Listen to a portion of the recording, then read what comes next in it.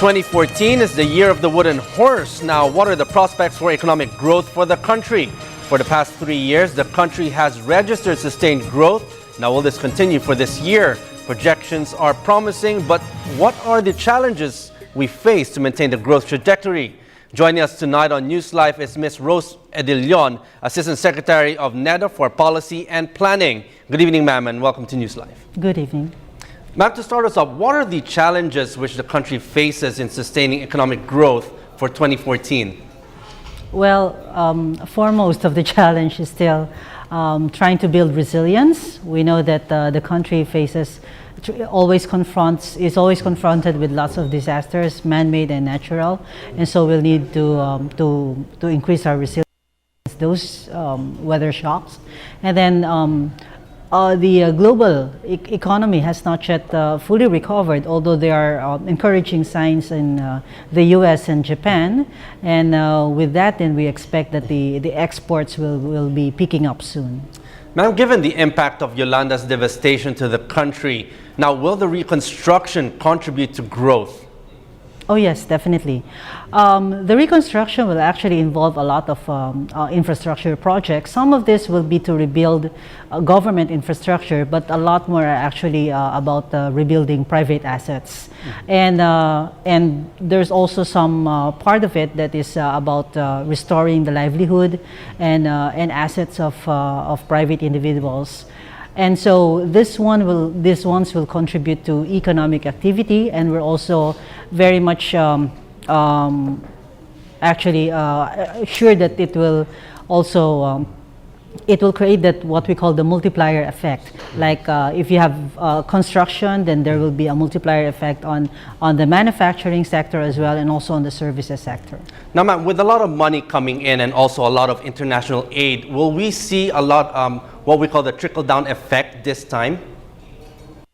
Yes, and for one thing, this one is really, targeted to the poorest regions some of the poorest regions in the country. Region 8, as you know, is next to the ARMM, is really a poor region.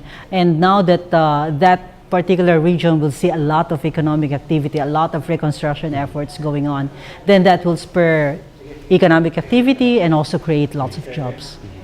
Now, the NEDA is reviewing the Philippine Development Plan. Secretary Balitaan was talking about rebalancing the economy. Now, what exactly is the game plan for our country, which is so dependent on a consumption-led growth? Well, in the past, as you know, almost 80%, 70–80% of our GDP is really being spent on consumption. Now, this one is really very, it cannot be sustained for a very long time. What needs to happen is we need to have more of investments, because this is the sort of spending that creates jobs.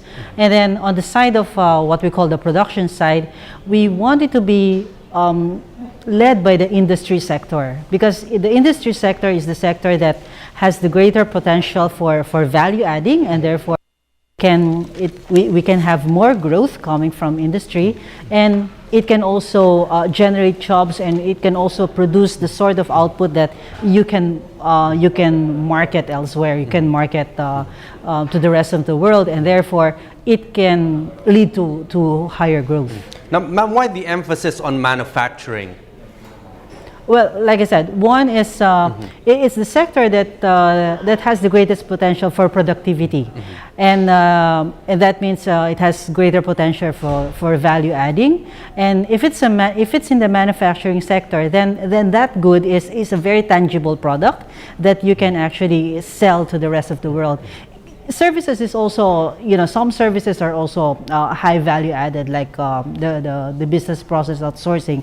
But their product, a lot of the output of services cannot be marketed, and therefore to the rest of the world, and therefore you have certain limits to the growth, and we want to be able to sustain rapid growth for much longer. Ma'am, besides manufacturing and services, what other sectors of the economy can maintain the current growth rate to ensure we don't return to a boom and bust cycle? Well, This year and the next, we think that a lot of the growth will be coming from construction.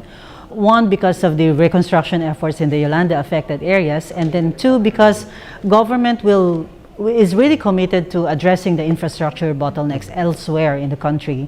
And then in the services sector, you also have a lot of the other subsectors that will provide what we call the ancillary services. So there's will also be the financial intermediation, since a lot of the construction will also need private funding, and therefore the banking sector will have to pick up. And then tourism is also expected to pick up, as reconstruction will also happen in Bohol and in the Central Visayas, those affected by the earthquake before. Ma'am, and besides the local risks, what risks does the country face from the global economy?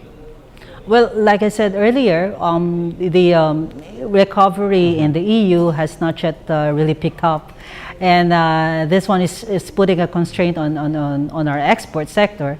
On the other hand, we see that in other areas of the world, in particular in the ASEAN, we see that this can actually pick up the slack.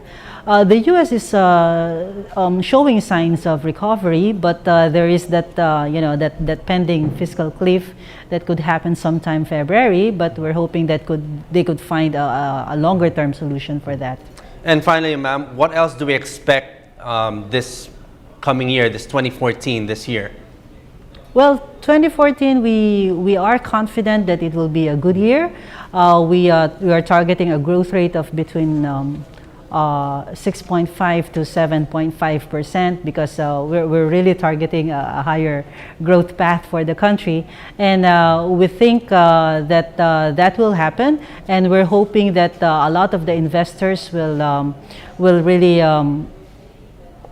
put their money in the Philippines, will put a stake in the Philippines, that we are a resilient country. We will weather through all these shocks, and we'll prove to the world that we are very resilient, and we will still be able to sustain that rapid growth.